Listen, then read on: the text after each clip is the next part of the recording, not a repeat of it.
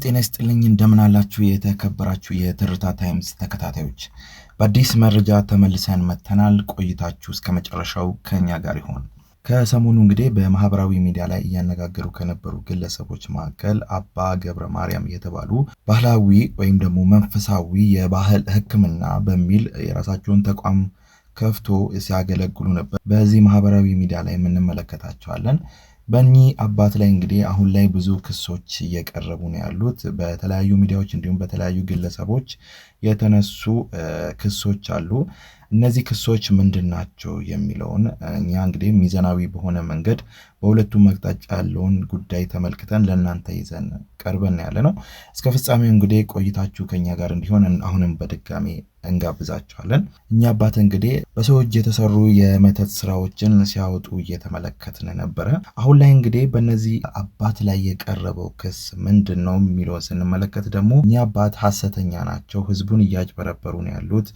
ገንዘብ ተቀብሏል የሚሉ መረጃዎች እየወጡ ነው ያለው በዚህ ጉዳይ ዙሪያ ላይ እንግዲህ እኛ አባትም የራሳቸውን አስተያየት በቲክቶክ ገጻቸው ላይ ቪዲዮ ለቆን ያለው ይሄንን ቪዲዮ ለእናንተ እናቀርብና ከቪዲዮ በኋላ ሚዛናዊ በሆነ መንገድ በሁለቱም በኩል ያለውን መረጃ ለእናንተ ምናቀርብ ይሆናል ቪዲዮን ተመልከቱት ወንድሞቼ እህቶቼ አባቶቼ እንግዲህ ዶርቃ ሚዲያ ያስቀመጠው የማስረጃ ቪዲዮ ወደሱ ልነግራችሁና ላስረዳችሁ ፈልጋለሁ እህቶቼ ወንድሞቼ እኔ ተዚህ ቀደም በአገልግሎቴ ላይ ጣዋት በማስተምረው ትምህርት ላይ እየተናገርኩ ነው ታስሬያለሁም ተገርፌያለሁም የኔ የሆነ አስመስለው በእኔ ሰርተውብኛል እንግዲህ እህቶቼ ወንድሞቼ የራስው ቃል ነው ልትሉ ትችላላችሁ አው እሲ አስመስለው የተሰራባቸው አባቶች የሉም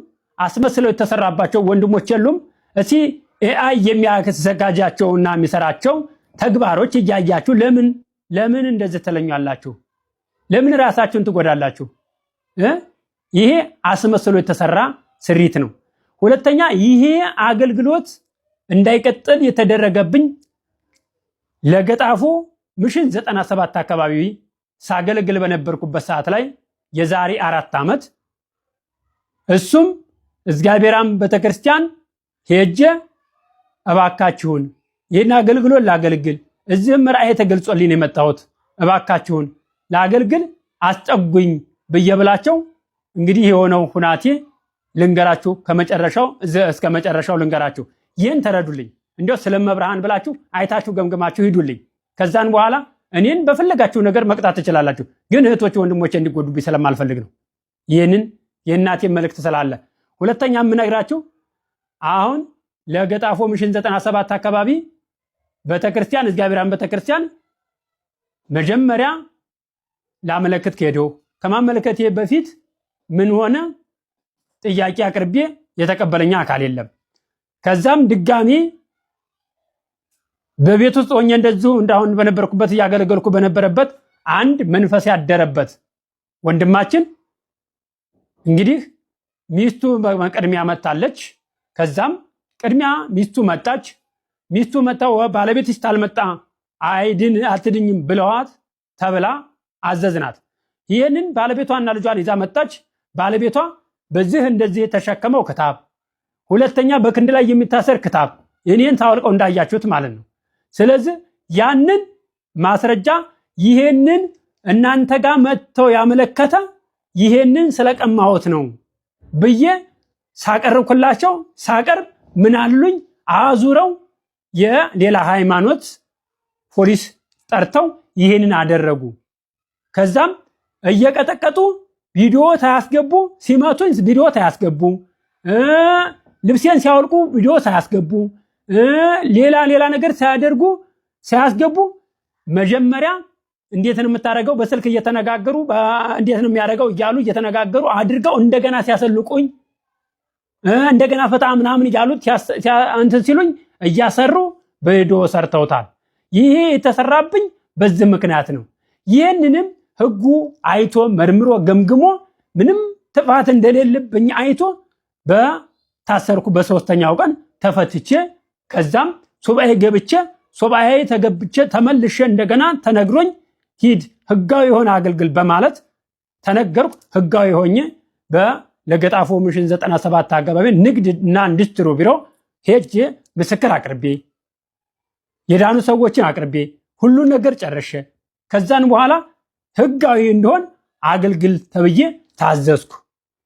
ከዛም ህጋዊ ሆኜ ያገለገልኩ ገዋሳ የሚባለው ቦታ ላይ ሄዱ። ከዚህ ገዋሳ ደግሞ ተነስቼ ይሄው ላፍቶ ክፍለ ከተማ ወረዳ 11 እያገለገልኩ ይሄው እገኛለሁ። ስለዚህ ይሄ የቀረበብኝ በዚህ ማስረጃ ነው። ይሄን ያያችሁት አይደለ? ስለዚህ ይሄን አይታችሁ የምትወለጋግሩ እህቶች ወንድሞች ካላችሁ ተሳታችኋል። ለገጣፎ ሚሽን 97 አካባቢ ቢሮአቸው በሆነበት ጋር ሰንዳፋም በሆነበት ሰዓት ላይ ይሄ እንደዚህ እያጻፈው ተመልከቱ።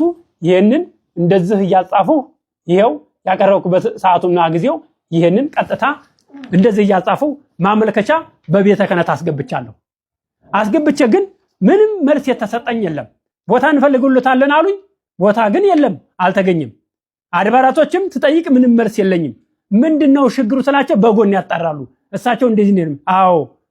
አዎ አሁንም ቢሆን በስውር የገባ በስውር ይወጣል እንጂ የሚለፈልፍ መንፈስ አልፈልግም ነው ጥያቄም ይሄ ነው። ሁለተኛ እስካሁን ድረስ ቤተክርስቲያን ስጠይቅ ያላስገቡኝ ምክንያት አንደኛ እስካሁንም መጥተው ይጠይቁኛል። የቤተክርስቲያን አድባራት አባቶች ይመጣሉ ይጠይቁኛል። ሁለት ህጎች ነው። ሁለት ህጎች አንደኛ 14 ቀን ሱባኤ የሚወሰድበት ጧፍ ዕጣን የሚገዛበት ይችን 500 ብር የተባለችዋን ያላት እንግዲህ 500 ብር ነው የተባለው፣ ግን የዛ ጊዜ ነው። ግን እዚህ ጋር ይህንን መገንዘብ ያለ አንድ ጧፍ ስንት እንደሆነ ታውቁታላችሁ። ሻማ ታይበራ ይሆናል ታውቃላችሁ። ይህንን ታውቃላችሁ። ይህን አስረድቼ ይገባችኋል ወይ ብዬ አስረድቼ ሁሉ ነገር ገልጬ ነው። ገንዘብ ሰብስበዋል፣ የት አይታችኋል? ጋርዶች አሏቸው፣ የት እነማን? እንደዚሁ ጸበለተኛ መጥቶ ልድን የሚፈልግ 2 ቀን ለ3 ቀን ለአገልግሎት እኔ ከበሽተኛ ድኛለሁ ብሎ ያሉ ነው እንጂ እያገለገሉ ያሉት እንጂ በፍጹም እኔ ጋርድ የለኝም። እኔ ጠባቂ መልአክ እያለኝ ጠባቂ መልአክ ነው እንጂ ያለኝ እኔ ጠበቃም የለኝም ጋርድም የለኝም። ስለዚህ ልታውቁልኝ ልትገቡልኝ ይገባል። ይሄንን ታመናችሁ እመኑ፣ ካላመናችሁ ተውት። እኔ አላስገድዳችሁም። አንገቴን ለሰይፍ እሰጣለሁ፣ አሁን ለመሞት ዝግጁ ነኝ ብዬ ተናግሬያለሁ ተዚህ ቀደም። ስለዚህ ድምጽ ታልሆናችሁ ምን አደርጋለሁ? ስለዚህ ይሄ ነው ዶርቃ የሰራው ዶርቃ ሚዲያ የሰራው ቪዲዮ ትክክል ያልሆነ ሰደባና ስድብና ዘለፋው በጣም የሚገርም የሚያስጠላ እንደዚህ የሚያርግ መጥቶ ጠይቆኛል ወይ ነው። እስቲ ማንኛውም ሚዲያ ተዚህ ቀደም ለቅቄ ነበረ። እባካችሁን ቃለ መጠይቅ አድርጉኝ፣ ከዛ ጥፋቴ እምኑ ጋር እንደሆነ ቃለ መጠይቅ አድርጉኝ። ቪዲዮ ከመውጣቴ በፊት ማለት ነው። የቪዲዮ ተጀምር ወደ ሚዲያ ተጀምር ይሄን ሁሉ ቃል እየተናገርኩ የመጨረሻ ቃል እየተናገርኩ እንዲያውም ቢቢኤስም መልእክት አስተላልፌያለሁ፣ ሴፉ ፋንታውንም መልእክት አስተላልፌያለሁ በቪዲዮ ላይ ማለት ነው። ስለዚህ ቃለ መጠይቅ አድርጉኝ ብዬ ጠይቄያለሁ። ይህንን ቪዲዮ ከመስራታችሁ መዘር በአካል መጣችሁ አናግራችሁኛል ወይ? በአካል መጣችሁ አናግራችሁኛል ወይ? ይህንን በአካል መጣችሁ ተየት መጣ እንዴት ያለ ህግ ነው ተየት መጣ ብላችሁ መጀመሪያ ገምግማችኋል። ይሄ አንዳንድ መንፈሱን የጠላ አገልግሎቱን የጠላ በመንፈስ ውስጥ ባጋንንት ውስጥ የሚነግድ በሰው ጉልበት የሚነግድ በሰው ድል የሚነግድ እነሱ መጥተው እናንተ ጋር እንግዲህ ነግራችሁ ይችላል። ያ ወደ ሌላ ካመተ መሄድ በቤተክርስቲያን ህግ ሆነ በህጋዊ በማንኛውም መተን መጠየቅ ይቻላል አልነበረም ወይ ነው። ስለዚህ ይሄ ስህተት ነው። ይሄን ስህተታችሁን እባካችሁን ቪዲዮ የሰራችሁ ወንድሞቼ እባካችሁን ስለለምናችሁ ስለ ወላዲተ አምላክ ስለ እግዚአብሔር ብላችሁ አንሱት። በቃ እኔ አንሱት ብቻ ነው የምለው። አንሱት ህዝቡ ይዳንበት። አይ ካላችሁ ማንኛውም ህብረተሰብ ገንዘብ ወስደውብናል ያለ ሰው መጥቶ ይግደለኝ። በቃ እኔ ለመሞት ዝግጁ ነኝ። ሲቀደምም ተናግሬያለሁ፣ አሁንም እናገራለሁ። ስለዚህ ልታውቁና ይገባል። እግዚአብሔር ከሁላችን ጋር ይሁን። እዚህ ጋር ይሄኛውን አቆማለሁ። ቪዲዮውን እንደተመለከታችሁት ነው እንግዲህ አባ ገብረ ማርያም የተባሉት ግለሰብ በቲክቶክ ገጻቸው ላይ የለቀቁት ቪዲዮ ነው። እንግዲህ አሁን የቀረበባቸው ክስ ምንድን ነው? እኚህ አባት ትክክለኛ አባት አይደሉም። ህዝቡን እያጭበረበሩ ነው ያሉት። ምንም አይነት የመንፈሳዊ ተልዕኮ የላቸውም። እየሰሩ ያሉት በትክክለኛ መንገድ አይደለም። ብዙ ግለሰቦች ቅሬታዎችን እያቀረቡበት ይገኛል። በዚህ ዙሪያ ላይ እንግዲህ እኛ የተመለከትናቸው አንዳንድ ነገሮች አሉ። ብዙ ጊዜ የምንመለከታቸው ባህል ሕክምናዎች ቅጠላቅጠሎች ተሰብስቦ የሚዘጋጁ ናቸው። መንፈሳዊ ከሆነ ደግሞ መንፈሳዊ ነው። ከስሙ ስንነሳ ሁለት የተጋጩ ነገሮችን ነው በራሳችን እይታ የተመለከት ነው። ባህላዊም ነው፣ መንፈሳዊም ነው። ባህላዊ የሆነ ማለት በእኛ እይታ እንግዲህ ያየነው ነገር የተለያዩ ቅጠላቅጠሎችን ተጠቅሞ ልክ ሌሎች ባህል ሕክምናዎች እንደሚሰጡት ይሰጣሉ የሚለውን ነገር ነው የተመለከትነው። መንፈሳዊ ሲሆን ደግሞ እሳቸው አሁን በሚያምኑበት በኦርቶዶክስ ተዋሕዶ እግዚአብሔር በሰጣቸው ጸጋ በጸሎት ሊሆን ይችላል፣ በጸበል ሊሆን ይችላል፣ በእምነት ሊሆን ይችላል እያገለገሉ ምዕመናኑ ደግሞ በዚህ እየተገለገሉ ነው ብለን እንመለከታለን። ባህላዊ የሚለው ነገር ግን እዚህ ጋር የተጋጨ ነገር ነው የተመለከትነው። በራሳችን እይታ ሁለቱ አንድ ላይ የሚሄዱ ስለማይሆን ነው። በሃይማኖቱ በኩልም የተጋጨ ነው። ባህላዊም መንፈሳዊም የሚባል ነገርም እስካሁን ስላላየን ነው። እዚች ጋር አንድ ጥያቄ የፈጠረብን ነገር አለ እኛም ላይ። ወደ ሚዲያው ስንመለስ ሚዲያው ቀደም ብሎ እነዚህን ግለሰቦች ወይም ደግሞ እኒህን አባት ያለማናገራቸው አንድ ትልቅ ጥፋት አለ። ይህን አባት በፕሮግራማቸው ላይ አቅርቦ ሚሆን ስለነሱ መረጃ በደንብ ቢሰበስብ ጥሩ መረጃዎችን ለማህበረሰቡ ይሰጣል ብለን ነው የምናስበው። ሚዲያ ደግሞ ማለት በሁለቱም በኩል ያለውን ነገር ተመልክቶ በአይን የታየ መረጃም ሊሆን ይችላል፣ በቪዲዮም ሊሆን ይችላል፣ በድምጽ ሊሆን ይችላል፣ በወረቀት የተደገፉ መረጃዎችን አቅርቦ ስለነዚህ አባት ሐሰተኝነት መናገር ነበረባቸው። ይሄንን አልተመለከትንም። ግለሰቦች ናቸው ሚዲያው ላይ ወጥቶ እኛ አባት ትክክለኛ አባት አይደሉም ብሎ እየተናገሩ ያሉት። በዚህ ደግሞ 100% እኛ አባት ትክክለኛ አይደሉም ማለት አንችልም። ትክክል አይደሉም ብለንም ብናስብ ደግሞ እኚህ አባት ትክክል አይደለም የሚለው መረጃ በማስረጃ መቅረብ አለበት ብለን ነው እንደኛ ሚዲያ የምናስበው። አሁን ላይ የአፍና የተለያዩ ሰዎች መጥቶ በሚዲያው ላይ የገለጹት እንጂ ምንም አይነት የወረቀት ማስረጃ አልተመለከትንም። እንደውም በእሳቸው በኩል ያገኘናቸው አንዳንድ የወረቀት ማስረጃዎች አሉ። እኚህ አባት ከዚህ ቀደም ያገለግሉበት በነበረበት አካባቢ ለቤተክርስቲያኖቱ ያቀረቡት ማመልከቻዎች አሉ። ቤተክርስቲያን ውስጥ ላገልግል የሚሉ ማመልከቻዎች አቅርቦ ነው ያሉት። ይሄ እንደ ማስረጃ ሊቆጠር ይችላል። በአጠቃላይ እንግዲህ በዚህ ጉዳይ ላይ የተመለከትነው ነገር ምንድነው? እኛ አሁን ላይ ማህበረሰቡ በአንድ በኩል ብቻ ስለተወራ ግር ብሎ የሚሄድበት ነገር አለ። ምንም አይነት መረጃ ሳያጣራ ወደ ጉዳዩ የሚገባበት መንገድ አለ። ብዙዎቹ እንግዲህ አሁን ገንዘብ ተጭበርብረናል ነው እያሉ ያሉት።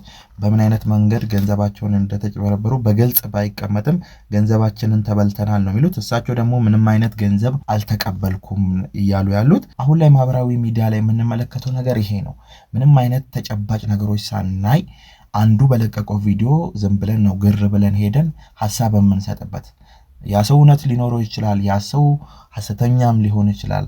ትክክለኛው መረጃ ሳይገኝ ግን የሰውን ስም ማጥፋት እዚህ ጋርም ትክክለኛ አይደለም ብዬ ነው የማስበው። እኔ በሚዲያዎች በኩልም አንዳንዴ በራሳቸው ያለውን የራሳቸውን ጥቅም ብቻ ግንዛቤ ውስጥ ማስገባት የለባቸው። ሐቁን ይዞ የወጣ ሰውም ሊኖር ይችላል። ዝም ብሎ ግን አንድ ግሩፕ ተሰብስቦ እነዛ ሰዎች ትክክለኛ አይደሉም የሚሉ መረጃዎችን ይዞ ስለቀረቡ ብቻ ትክክለኛ አይደለም ብለን መፍረድ አንችልም። ስለዚህ መሀል ላይ እውነት ነው ገንዘባችንን ተበልተናል የሚሉ ግለሰቦች ካሉ በህግ ትክክለኛው መረጃ ይዞ ቀርቦ መጠየቅ ነው።